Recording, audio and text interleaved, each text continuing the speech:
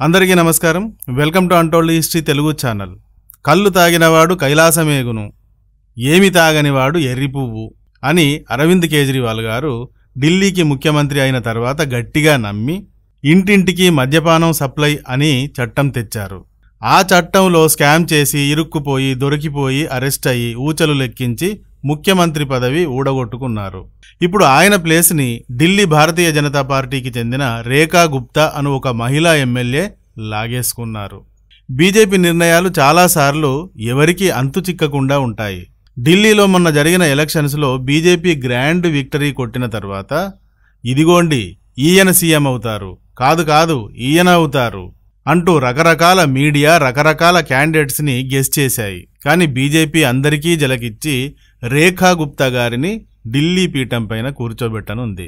పాపం ఆపు పార్టీని స్థాపించి అష్టకష్టాలు పడి అవినీతికి వ్యతిరేకం, మద్యపానానికి వ్యతిరేకం నేను అన్న ప్రధాన నినాదాలతో ఢిల్లీ సింహాసనంపైకి ఎక్కిన కేజ్రీవాల్ గారు 2025లో కూడా నేనే సీఎం అవ్వాలి అన్న దురాశతో అవినీతిలో కూరుకుపోవడానికి, మద్యపానానికి సపోర్టు చేయడానికి కూడా వెనకాడలేదు.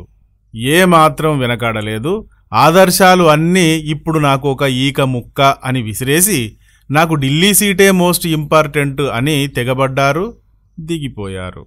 బీజేపీ ఆయన అవినీతి మద్యపాన పాలసీ స్కాములను ప్రజలకు అద్దం ముందు పెట్టి చూపించినట్టు చూపించి కేజ్రీవాల్ అసలు రూపం ఏమిటో తెలియజేసి అతన్ని సీటు నుండి తీసి లాగి పడేసి తాను కైవసం చేసుకుంది. 8వ తేదీన రిజల్ట్స్ డిక్లేర్ అయిన 12 రోజులకు ఢిల్లీ సీఎంగా రేఖా గుప్తా గారిని ప్రకటించింది బీజేపీ. రేఖా గుప్తా గారిని ఈ విధంగా సీఎంని చేస్తుంది బీజేపీ అని ముందుగా ఎవ్వరూ ఎక్స్పెక్ట్ చేయలేదు. ఎలక్షన్స్ క్యాంపెయిన్ అంతా కూడా పర్వేష్ వర్మ పేరు మార్మోగింది. ప్రెస్ ముందు ఎప్పుడు పర్వేష్ వర్మ గారు కనబడ్డారు. మీడియా కవరేజ్ అంతా ఢిల్లీ సీఎంగా పర్వేష్ వర్మే అవుతారు అంటూ ప్రచారం చేస్తూ వచ్చింది. కానీ ఫైనల్లో ఇదంతా తిరగబడిపోయింది. ఎందుకు ఇలా జరిగింది? దీని వెనక వ్యూహం ఏమై ఉండవచ్చు అంటే, బీజేపీ ఇలాంటి విషయాల్లో మిగతా పార్టీలలాగా కాదు, చాలా వరకు ఎథిక్స్ని ఫాలో అవుతూ ఉంటుంది. వారసత్వపరంగా అధికారాన్ని స్వంతం చేసుకోవడాన్ని పాటించదు, వ్యతిరేకిస్తుంది బీజేపీ. అందుకు విరుద్ధంగా నిర్ణయాలను తీసుకుంటుంది. అంటే జవహర్ లాల్ నెహ్రూ గారు మొదట పీఎం అయ్యారు కదా, ఆ తర్వాత ఆమె కూతురు ఇందిరాగాంధీ గారయ్యారు, తర్వాత ఆమె కుమారుడు రాజీవ్ గాంధీ గారయ్యారు, ఆయన కుమారుడు రాహుల్ గాంధీ గారు రాజీవ్ గాంధీ గారి కొడుకును కదా అన్న ఏకైక కారణంతో తను కూడా పీఎం రేసులో కొనసాగుతూ ఉన్నారు. ఇంకా ఆయన సోదరి ప్రియాంక గాంధీ గారు ఉన్నారు. ఇంకా ఇది నెవరెండ్గా వారి పిల్లలు వారి పిల్లలు అంతా రేసులో కంటిన్యూ అవుతూనే ఉంటారు. వారి కాంగ్రెస్ పార్టీలో వేరొకరికి అవకాశాలు చాలా అరుదుగా వస్తాయి. గత్యంతరం లేని పరిస్థితిలో మాత్రమే మన్మోహన్ సింగ్ గారు, పివి నరసింహారావు గారు గతంలో పీఎం అయ్యారు. కానీ బీజేపీ అలా కాదు. వారసత్వ కొనసాగింపు జరగకుండా ఎప్పటికప్పుడు చాలా వరకు జాగ్రత్త తీసుకుంటూ ఉంటుంది. కనీసం పీఎం, సీఎం స్థాయి అధికారాల్లోకి వారసత్వపరమైన ఎంపికలు జరగకుండా చూస్తుంది. పర్వేష్ వర్మ తండ్రి గారు సాహిబ్ సింగ్ వర్మ గారు 1996 నుండి 1998 దాకా ఢిల్లీకి సీఎంగా చేశారు. సో బహుశా ఈ కారణంగానే పర్వేష్ వర్మ గారిని సీఎంను చేస్తే వారసత్వానికి తాము కూడా తలవంచినట్టు అవుతుంది అని బీజేపీ పర్వేష్ వర్మను పక్కన పెట్టింది అంటున్నారు. పోతే కేజ్రీవాల్ గారు వరుసగా 3 సార్లు ఢిల్లీ కోసం ఎమ్మెల్యేగా సెలెక్ట్ అయ్యారు. అయితే అందరు సీఎంలలాగా కాకుండా కేజ్రీవాల్ గారు తనను తాను ఒక ప్రత్యేకమైన సీఎంగా ప్రాజెక్ట్ చేసుకున్నారు. మోదీ గారికి ఈయనే కరెక్ట్ పోటీ. బీజేపీని ఏనాటికైనా పడగొట్టి ఆ ప్లేస్లోకి ఈయన ఆపు పార్టీనే ఎగిరి కూర్చునే అవకాశం ఉంది. ఎందుకంటే అవినీతి వ్యతిరేకోద్యమం, మద్యపాన నిషేధం, ప్రజల కోసం పాలన అనే ఉద్యమాలు చేసి అందులో నుండి వచ్చిన వారు కనుక అని అంతా నమ్మారు. కానీ అధికారం నిలుపుకోవాలంటే అంతులేని సంపద కావాలి కదా. కాబట్టి లిక్కర్ కేసులోకి దిగి బుక్కై అర్ధాంతరంగా చెక్ అయ్యారు. ఇక కేజ్రీవాల్ గారు ఢిల్లీకి సీఎం అవడానికి ముందు వరుసగా 15 ఏళ్లు 1998 నుండి 2013 వరకు కాంగ్రెస్కు చెందిన షీలా దీక్షిత్ గారు సీఎంగా చేశారు. షీలా దీక్షిత్ గారికి ముందు కొద్ది రోజులు మార్చి 1998 నుండి అక్టోబర్ 1998 దాకా ఒక 5 నెలలు సుష్మా స్వరాజ్ గారు బీజేపీ నుండి ఢిల్లీకి సీఎంగా ఉన్నారు. ఇక్కడ గమనించాల్సిన మరొక ముఖ్యమైన లాజిక్ ఏమిటంటే అరవింద్ కేజ్రీవాల్ గారిని లిక్కర్ కేసు కుక్కై పిక్కలు పట్టాక అరెస్ట్ అయి జైలుకు వెళ్లి రిలీజ్ అయి బయటకు వచ్చాక ఆయన తమ ఆప్ పార్టీ నుండి అతిషి మార్లేనా అను మహిళా ఎమ్మెల్యేను ఢిల్లీకి సీఎంగా నియమించారు. 21 సెప్టెంబర్ 2024 నుండి 8 ఫిబ్రవరి 2025 దాకా 6 నెలలు ఢిల్లీకి సీఎంగా ఈమె చేశారు. లాజిక్ ఇక్కడే ఉంది. కేజ్రీవాల్ గారు నీచమైన రీతిలో లిక్కర్ స్కామ్లో అరెస్ట్ అయ్యాక ఢిల్లీకి అతిషి గారు సీఎం అయ్యారు కదా. 2025 ఫిబ్రవరి 5వ తేదీన జరిగిన ఎలక్షన్స్లో విచిత్రం ఒకటి జరిగింది. ఆప్ పార్టీ స్థాపకుడు, సంచలనాల సామి, ఫ్యూచర్ పీఎం అని రూమర్స్తో ప్రకంపనలు తెచ్చినవాడు, లిక్కర్ కిక్కులో ఇరుక్కున్న ఢిల్లీ సీఎం కేజ్రీవాల్ గారు స్వయంగా ఓడిపోయారు. ఓడిపోయారు. ప్రజలు ఆయనను ఓడించారు.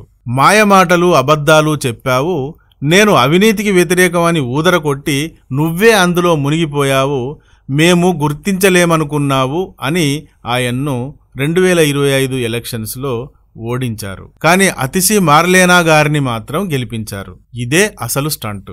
ఆప్ పార్టీ ఈసారి ఢిల్లీలో ఓడిపోయినా అతిషిని గెలిపించడం ద్వారా ఆప్ పట్ల తమకు ఉన్న అభిమానం తగ్గలేదు అని తెలియజేశారు.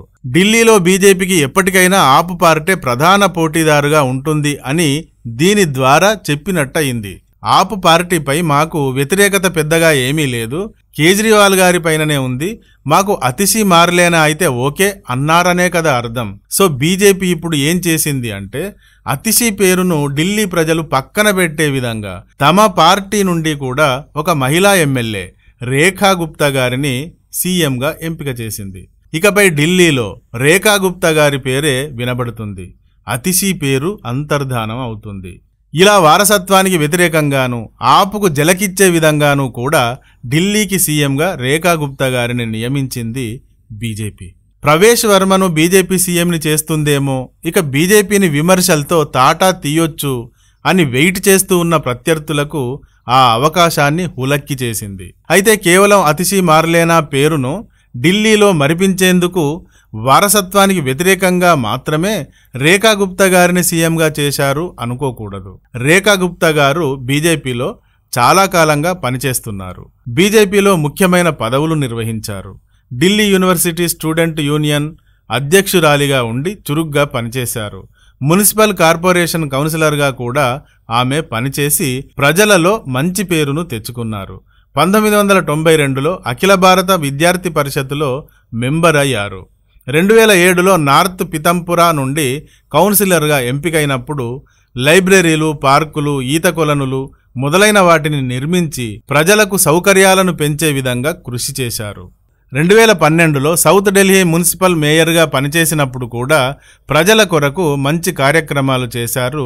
ఇలా ప్రజలలో మంచి పేరు ఉంది ఈమెకు. తన మొత్తం పొలిటికల్ కెరియర్లో ఇంతవరకు చిన్న తప్పును కూడా ఆమె ఎదుర్కోలేదు. పైగా నరేంద్ర మోడీ గారు తరచూ మహిళా సాధికారకత గురించి మాట్లాడుతూ ఉన్నారు. సో ఢిల్లీలో మహిళా సీఎంగా నియమించాలంటే రేఖా గుప్తా గారి లాంటి మరొకరు లేరు. అందువల్ల అనుభవము మంచితనము ఉన్న రేఖా గుప్తా గారిని సీఎంగా చేశారు. ఇక ఆపుకు చెందిన అతిషి పేరును ఢిల్లీ ప్రజల మనసు నుండి తొలగించి బీజేపీ పేరును ఫిక్స్ చేయాల్సిన బాధ్యత ప్రజలకు కేవలం ఉచితాలను ఇచ్చి కేజ్రీవాల్ లాగా గెలవటం కాదు, డెవలప్మెంట్ చేసి కూడా గెలవచ్చు అని స్కాములు లేని పాలనతో ప్రజా సంక్షేమం, అభివృద్ధి కొరకు రేఖా గుప్తా గారు పనిచేయాల్సి ఉంటుంది. అయితే రేఖా గుప్తా గారు బన్యా అను కమ్యూనిటీకి చెందినవారు, కేజ్రీవాల్ గారు కూడా బన్యాకు చెందినవారే. సో ఇప్పుడు బన్యా కమ్యూనిటీ నుండి ఒక మహిళను సీఎంను చేయడం ద్వారా కేజ్రీవాల్కి పర్మనెంట్గా చెక్ పెట్టింది బీజేపీ అని కూడా అంటున్నారు.